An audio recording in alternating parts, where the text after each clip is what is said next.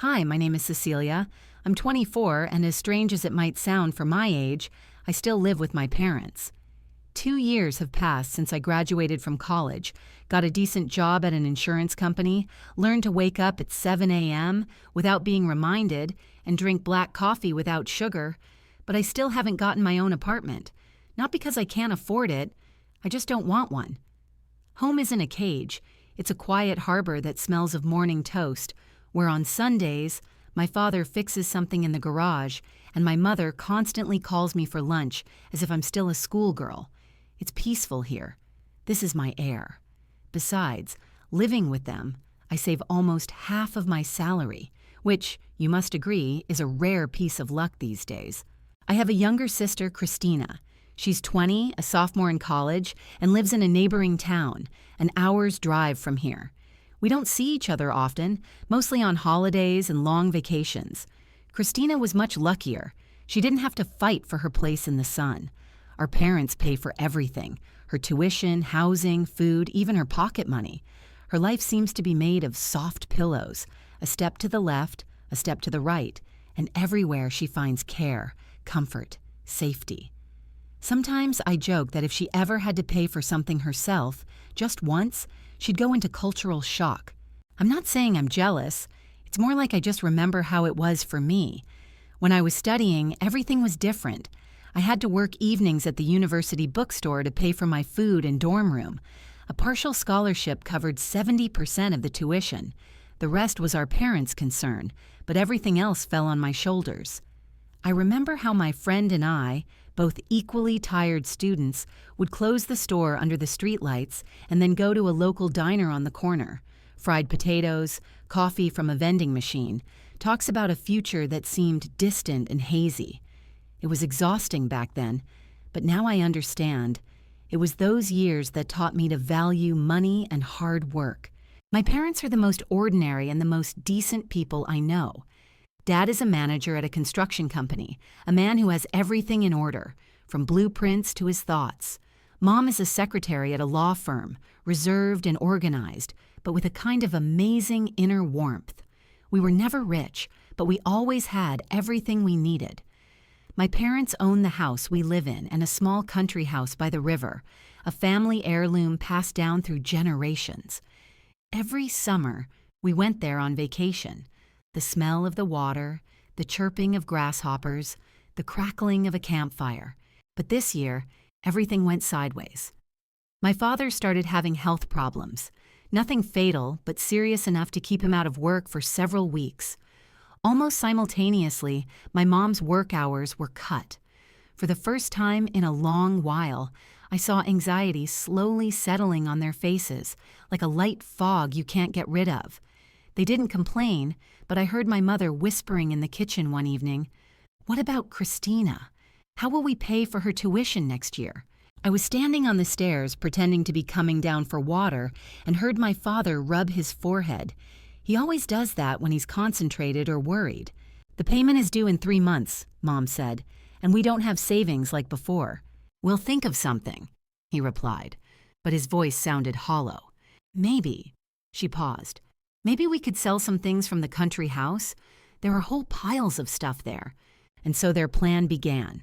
They decided to clean out the old house by the river and sell everything they could. For almost every weekend over the next 2 months, they went there.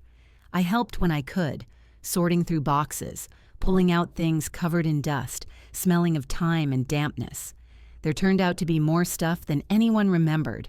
Old armchairs, a boat my father once used for fishing, tools forgotten by my grandfather, boxes with dishes, clothes, yellowed letters. The boat was bought by our neighbor, Mr. Peterson, a good-natured old man, always in a checkered shirt with a cap on the back of his head.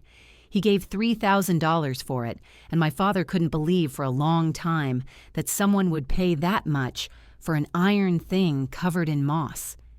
The old dining set, massive oak with scratches and traces of countless family dinners, went to another neighbor for $800. The collection of tools that Dad had replaced with new ones over the years brought in another $1,200. Mom sold some furniture online, and what was completely useless was scrapped. By the end of 2 months, the house was empty. Only shadows from the furniture remained in the corners, the smell of wood and a silence, as if it had exhaled after long years. The total amount raised was $15,000, exactly what was needed to pay for Christina's tuition. They kept the money in a large envelope carefully folded, 20s, 50s, hundreds. Mom even wrote on the envelope in neat handwriting, "Christina's tuition." Christina knew nothing. All this time she was living her easy student life in the neighboring town, unaware of the price our parents were paying to save her carefree future. Last Tuesday morning, Dad called me into the kitchen as I was getting ready to leave for work. He was standing by the window, bathed in the gray pre-dawn light, holding that very thick envelope I immediately recognized. The paper was crumpled, the edges slightly worn. He must have counted the money over and over, anxiously checking if it was all there. His gaze was tense, as if he had resolved to do something difficult. "Cecilia, do me a favor," he finally said, placing the envelope on the table between us. "This is all the money from selling the things at the country house. $15,000. You need to take it to the bank today and deposit it into our family account." I was stunned. The envelope lying on the table seemed to radiate warmth, the weight of real money earned by sweat. I carefully picked it up and my hands immediately felt its weight, physical and moral. "Dad, that's a huge amount," I said, not looking away. "Are you sure you want me to take this to work?" "I would go myself," he sighed, "but I have meetings all day. Mom has a client presentation today. You're the only one who can get to the bank during the day." I glanced at the clock, 10 to 8. I had about 10 minutes before leaving, and the bank, as luck would have it, didn't open until 9. "Actually," I said slowly, "I can't do it today. I have a deadline and my boss told me to be at my desk all day. Tomorrow is my day off. I'll go in the morning, I promise." Dad tiredly ran his hand over his face, then nodded. "All right. Just hide the money somewhere safe for the night." When I went up to my room, the air still held the morning coolness. I put the envelope on the desk and looked around, deciding where to put it. The dresser seemed too obvious, the closet too risky. My gaze stopped at the desk, where chaos reigned under a layer of old notebooks and university notes, a chaos only I understood. The top drawer. That was the right place. I placed the envelope under a stack of papers, carefully straightened the sheets, closed the drawer, and held my hand on the handle for a second, as if sealing a secret. The whole day was a rush and bustle. I immersed myself in work, trying not to think about the envelope, although it kept surfacing in my mind like a shadow behind my back. When I opened the door at home in the evening, I was met not by the usual smell of dinner, but by something else. A light scent of expensive perfume and the sound of footsteps from the living room. I froze on the threshold. Christina was standing in the middle of the room, as if she were the hostess receiving guests. I didn't recognize her at first. She was wearing skinny jeans, clearly designer, a soft cashmere sweater, boots, the kind I'd have to save for a month for. In her hands, a brand new smartphone, the latest model, shiny as a mirror. "Christina," I said, gripping my bag strap, "when did you get here? And what are you wearing?" My sister turned around, smiled somewhat smugly. "Hi," she drawled, casually tossing her hair. "So, what do you think?" "Where did you get all this?" I asked, feeling a coldness slowly rising from my chest to my throat. "Did you find a job?" She laughed, but there was no warmth or joy in that laugh, only mockery. "A job? Are you crazy? I'm not going to kill myself for pennies like you did." "Then how did you pay for all this?" I asked, almost in a whisper. She smiled wider, her eyes gleaming. "Oh, I just borrowed some money. Let's say, from a secret place," she drawled, lazily swinging her new phone. "Found myself a treasure chest." Something clicked in my head, like a light switch. Everything became crystal clear and simultaneously unbearably frightening. I don't remember running upstairs, only the sound of my own footsteps, my heart pounding in my temples, and the thought that maybe I was wrong, maybe not. Bursting into the room, I rushed to the desk, yanked the top drawer open. Papers flew everywhere, notebooks fell to the floor. The envelope was gone. I stood there, staring into the empty drawer as into an abyss. Everything inside me went cold. My fingers trembled as I started sorting through the old sheets, tearing them apart as if I could find it hidden between the pages. Nothing. Not a trace. Not a corner of the envelope. Time seemed to freeze. Outside, dusk was gathering. The room was sinking into semi-darkness, and I still stood over the desk, unable to believe what I was seeing. $15,000. Money our parents had gathered from the remnants of hope and labor was gone. Vanished as easily as a child's conscience, which my sister seemed to have lost entirely. I ran back to the living room where Christina was still standing in front of the large mirror, like an actress trying on a role and clicking the camera on her new phone. She was smiling at her reflection, tilting her head, adjusting her hair, as if the whole world had narrowed to the glossy shine of the screen. I was frightened by her carefreeness, so brazen, so detached from reality. "Christina!" My voice broke, loud, sharp, like shattering glass. She flinched and turned, surprised by my tone. "What's wrong with you?" she asked, but something brief flashed in her eyes. Anxiety, fear, realization. Another moment, and the phone in her hand rang. She hastily put it to her ear. "Yes, baby," she said in a voice I'd never heard before. Soft, sweet, almost flirtatious. "Did you get it? I sent you $10,000 today, as promised. Yes, I know you need it to pay off your debts. Don't worry about paying it back. Not now. Just sort it all out." I stood rooted to the spot. Every word fell on me with the weight of a stone. 10,000. She had transferred $10,000 of that money to someone. I rushed at her, snatched the phone from her hands, and ended the call. "Why did you take the money from my room?" I shouted, feeling my lips tremble. Christina theatrically rolled her eyes, as if I were making a scene out of nothing. "Oh, please, Cecilia," she said with an irritated sigh. "I just went into your room to get a charger. Mine broke, and I stumbled upon the envelope. It was just lying there, in the drawer. I couldn't miss it." "And you decided you could just take it?"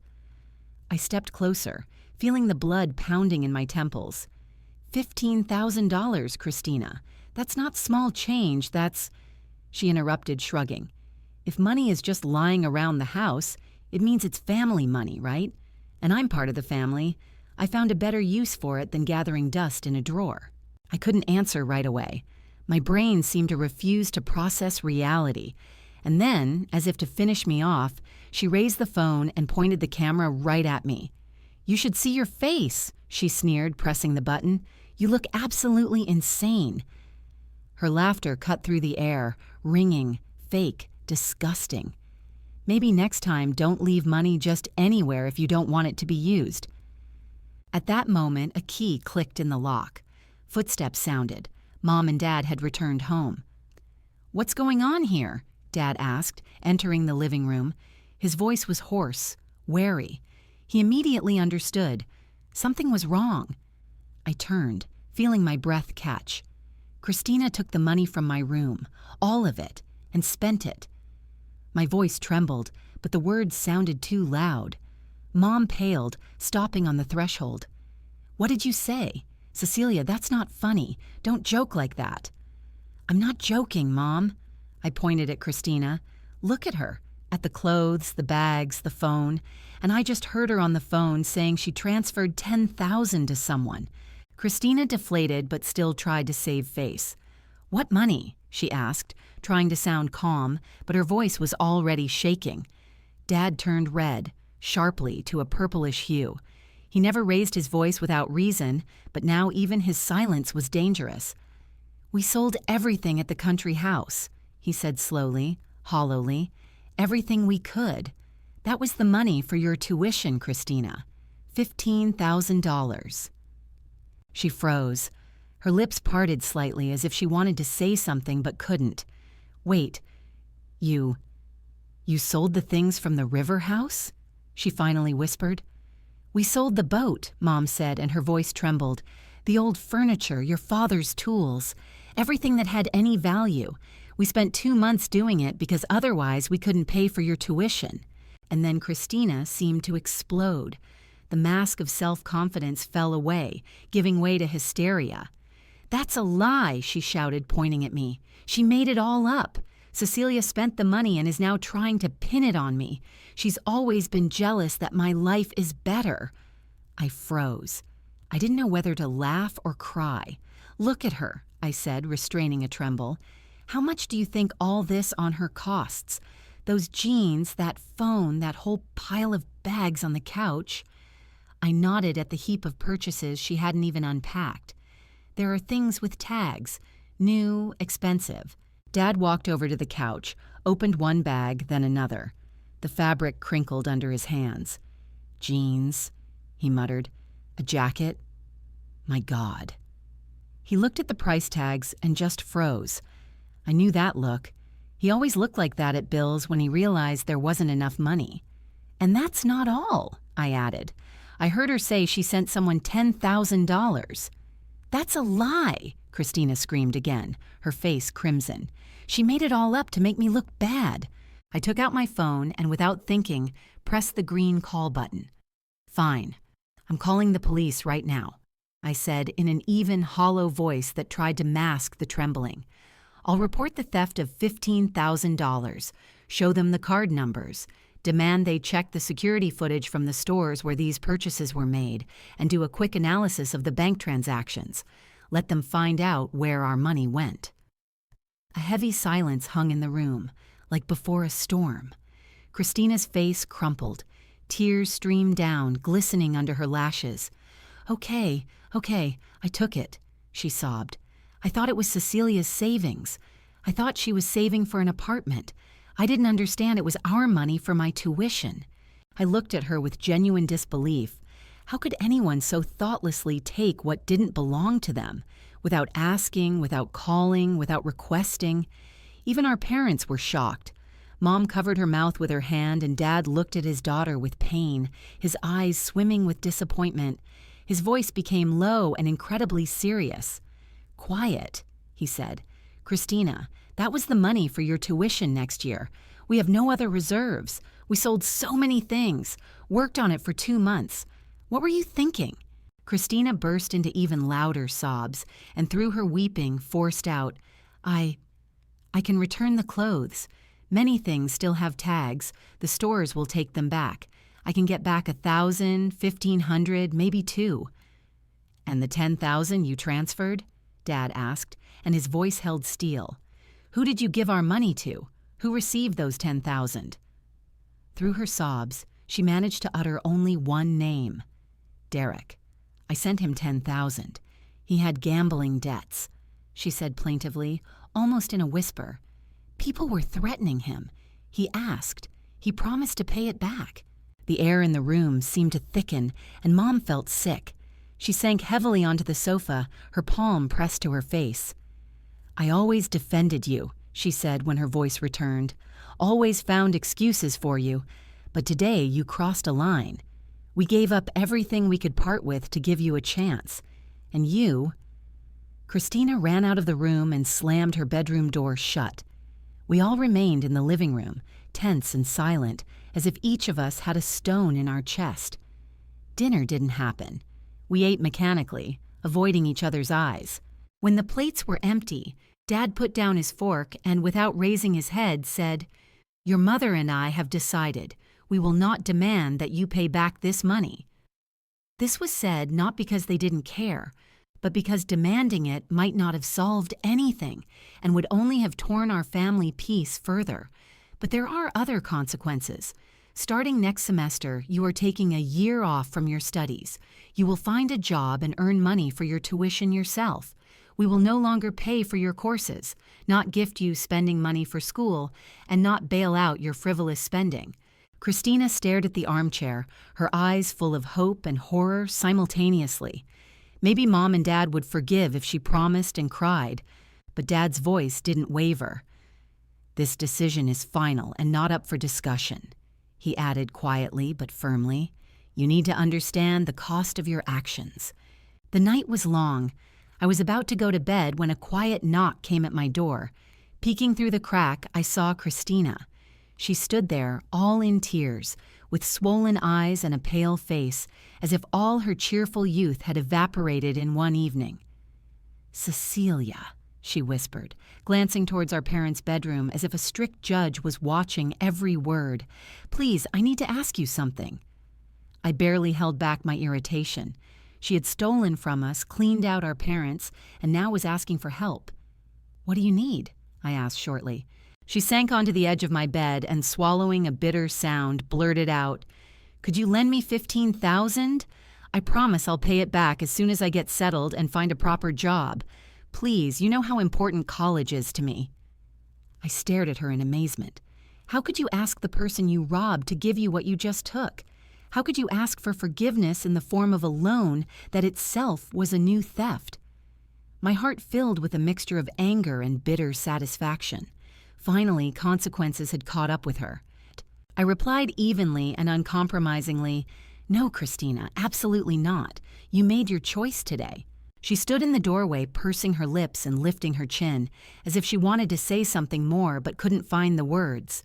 Her eyes shone with resentment, her cheeks flushed, and barely containing the tremor in her voice, she turned sharply and ran to her room.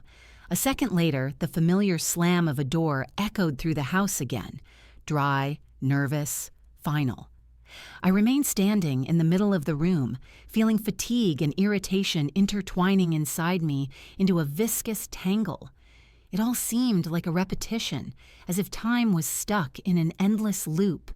Lying in bed and staring at the ceiling, I tried to force myself to sleep, but thoughts surfaced from the past one after another, like air bubbles in dark water. I remembered how many times this had already happened. In childhood, Christina would steal my toys, the ones especially dear to me, the ones I cherished.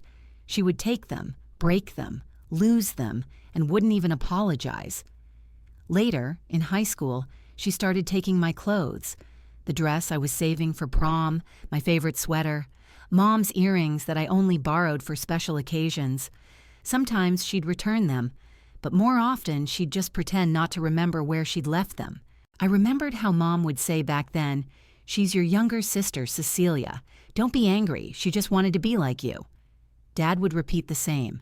"She doesn't mean any harm, just be more generous." Every time I was convinced that I had to share, that this was the essence of family, to forgive, yield, understand.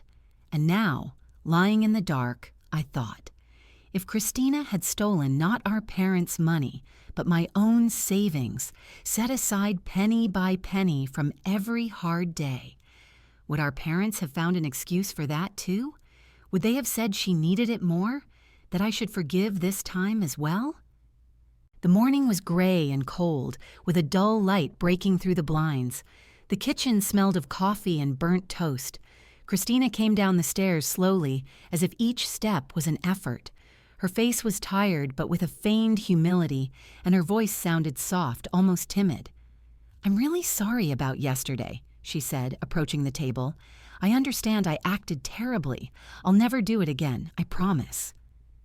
Dad didn't look up from his mug, where steam was quietly swirling. His silence stretched on painfully long. Then, without changing his tone, he said, "Apologies don't negate consequences. Our decision remains. You won't get another cent from us. Not for tuition, not for housing." Christina flared up as if she'd been burned. "But I can't earn that much myself," she exclaimed. "It's impossible." "You should have thought of that earlier," Dad replied coldly, setting his mug on the table.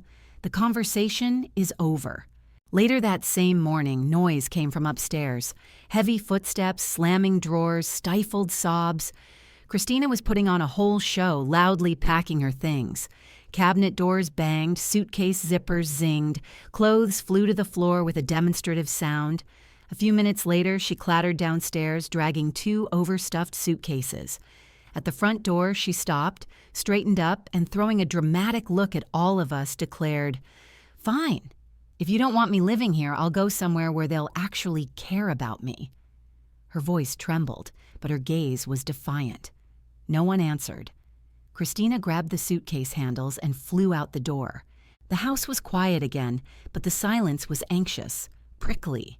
We didn't hear from her all day. Even Mom, who usually couldn't last an hour without calling her daughter, didn't say a word. The next day, the phone rang early in the morning. It was Grandma. Her voice sounded anxious. "Cecilia, what happened over there? Christina called me in tears. She said you kicked her out, deprived her of the chance to finish college, and it's all because of you, that you're turning your parents against her." I barely had time to catch my breath before handing the phone to Dad. He patiently but firmly explained everything as it was, about the money, the purchases, the transfer, the lies, and the hysterics. There was a long pause on the other end, then a quiet, "Oh my God." "I had no idea," Grandma whispered.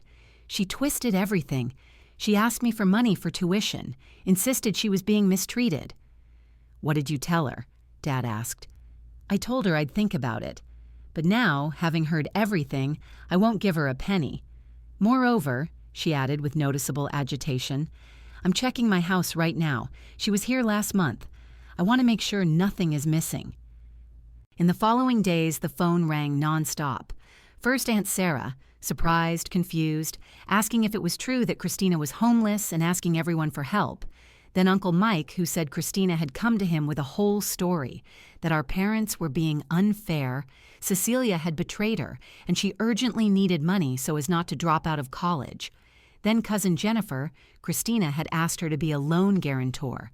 Each time our parents had to explain the truth, each time. Listen to a surprised silence and a promise not to interfere. A week passed in this endless marathon of calls and retellings. And then one evening, the front door opened again. Christina was standing on the threshold, without suitcases, without makeup, without her defiant confidence. Her face was pale, lips dry, shadows under her eyes. She looked like a person with nowhere else to go. "I went to everyone," she exhaled, sinking into an armchair. "To relatives, college friends, even to Derek's acquaintances. No one helped. No one." "No surprise," Mom replied calmly, though her voice held fatigue. Christina sighed and looked at our parents with a barely perceptible humility. "Okay, I'll do as Dad said. I'll take a year off, I'll work. But can I at least stay here? I can't afford rent, and if I have to rent a place, I'll never save up for college." Mom and Dad exchanged that long look in which they always understood each other without words. The silence dragged on before Dad spoke. "You can stay, but on one condition, you follow our rules and don't ask us for money, for anything." Just 2 months had passed since the whole story, and for the first time in a long while, I felt I could breathe freely. Inside, everything had settled. The anger, the anxiety, the tension that had stood between us all for so long. I decided it was time to start a new life and finally move out from my parents. I found an apartment quickly, a small but cozy one-bedroom, with windows facing a quiet alley and the smell of fresh paint in the hallway. Just a 20-minute commute to the office, and not another soul besides me. On the weekend, I moved all my things there. Boxes of books, bags of clothes, an old blanket, the coffee machine I couldn't wake up without. When the last box was in the corner of the living room, I turned on the light and felt a slight shiver run through my body. This was my space, my corner, free from others' voices, tears, accusations, and unspoken tensions. The first weeks, I enjoyed the silence. In the evenings, I listened to music, lit candles, watched movies, and it seemed I had finally found peace. But one day, a couple of weeks later, Mom called.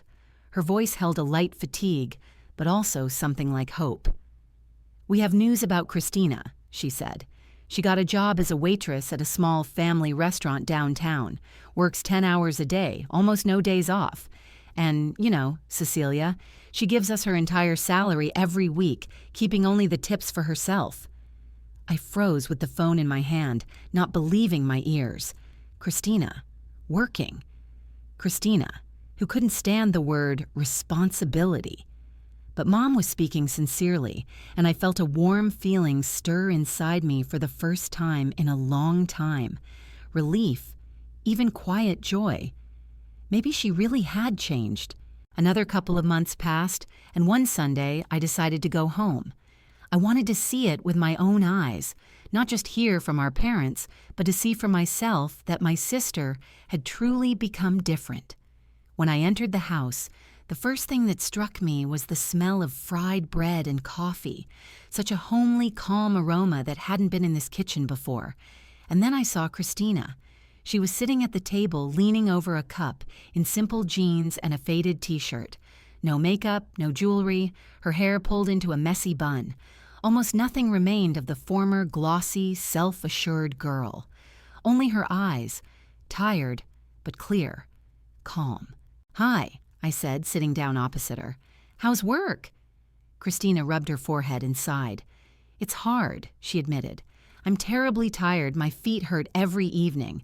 Sometimes customers are rude, but I'm learning, and it's getting better."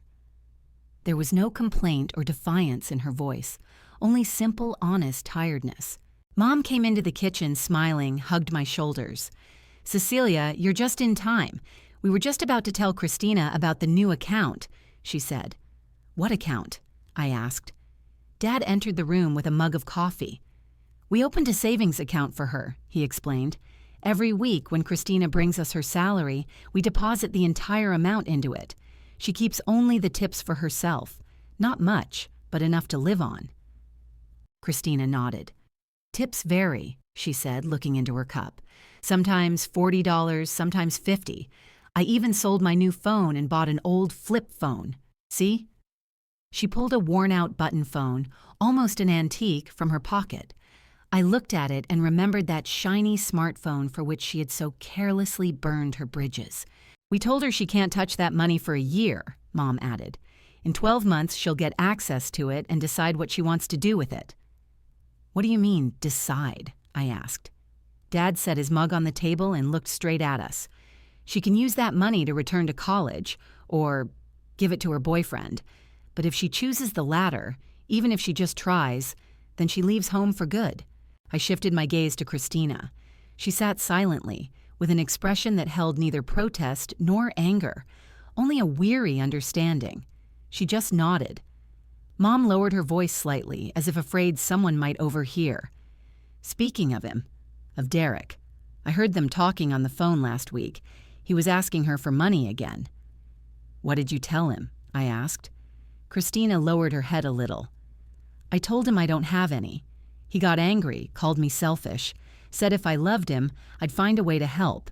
Her voice trembled, but not from fear, from an internal struggle. "And what do you think about that yourself?" I asked quietly. She was silent for a long time, looking somewhere to the side, as if searching for an answer, not in me, but in herself. Then she said, "I think Derek only loves me when I can give him something." The words sounded unexpectedly calm, as if something inside her had finally clicked, shifted into place. Another 4 months passed. Spring gave way to summer, and life went on. I had gotten used to my apartment, to the solitude, to everything around me being only mine. And then one evening, Mom called again. Her voice held restrained joy. "Cecilia, I have to tell you, Christina broke up with Derek, for good. He kept asking her for money, threatening, pressuring. Even when she explained she had no access to the account, he didn't back off. Then she just told him, 'Enough,' and hung up. I was silent for a few seconds, processing what I'd heard, and then, for the first time in a long time, I smiled. 'Good for her,' I said. 'Really, good for her.' And in that moment, I realized that for the first time in all these years, I felt not irritation, not pity, but respect for my sister. Did he ever return that $10,000?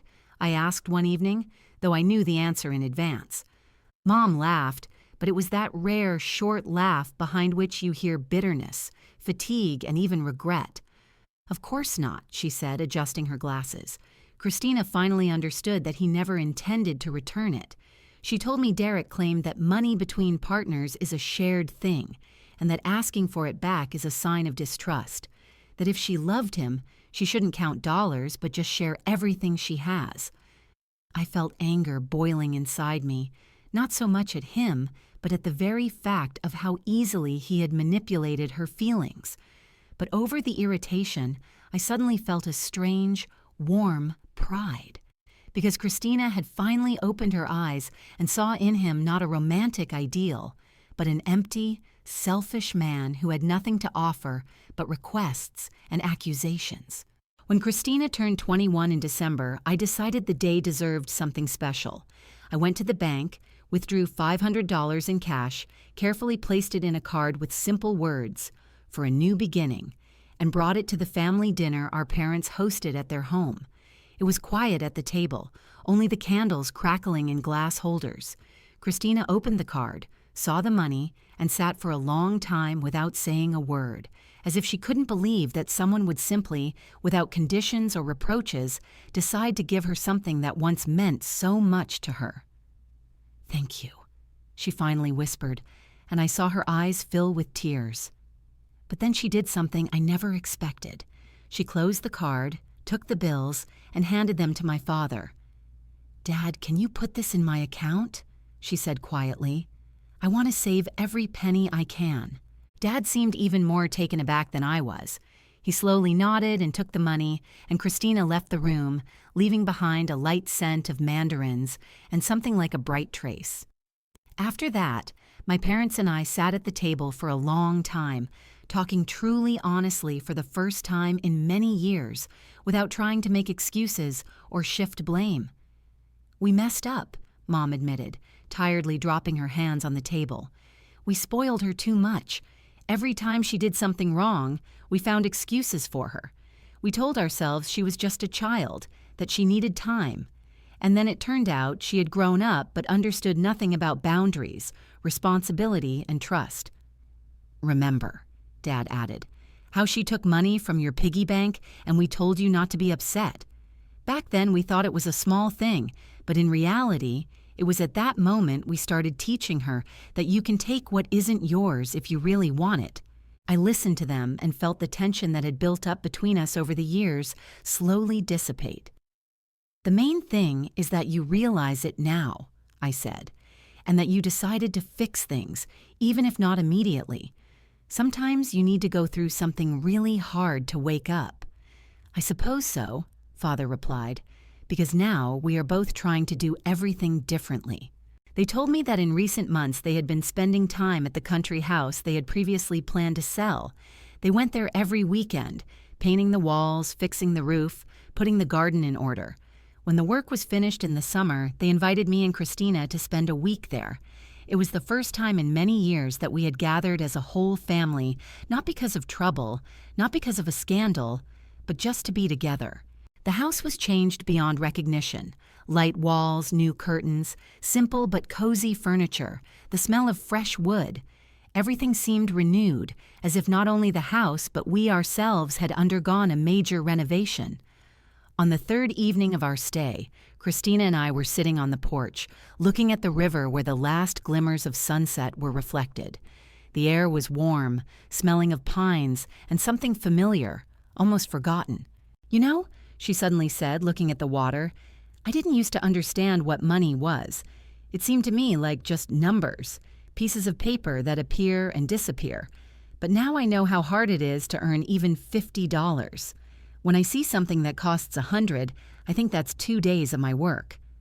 "A good way to count," I replied. She nodded. "I often think about those 15,000, she said after a pause, "about how many hours Mom and Dad worked to earn it, and I just gave it away as if it meant nothing." Her voice trembled, but there was no self-pity in it now, only regret and an adult awareness. "For them, it was probably months, maybe more," I added. "They worked overtime, took on extra jobs on weekends to save even a little." "I wish I could give it all back," Christina said quietly. "Everything. The money, my actions, how I treated you." "You can't get the past back," I said, "but you can make sure you never repeat it." "I won't," she said firmly. "I swear I won't." I looked at her. At this new Christina, not the former capricious girl, but a woman who had learned to value hard work, forgiveness, and truth. A soft light burned in her eyes. the light of a person who had finally understood that every action has a price and that respect cannot be bought. "Christina," I said, "I'm proud of you, proud of how you've changed and of how hard you've worked to become different." She smiled sincerely, simply, without falseness. "Thank you, Cecilia," she replied quietly. "That really means a lot." We sat on the porch for a long time, listening to the crickets chirping beyond the river, to the evening stretching out, turning into night, and I suddenly understood. Perhaps everything we went through, the pain, the grievances, the despair, wasn't for nothing. Perhaps this very trial was the turning point each of us needed to learn to see each other, not through the prism of guilt, but through the prism of love. And perhaps that is why, from all this pain and honesty, we finally became a real family.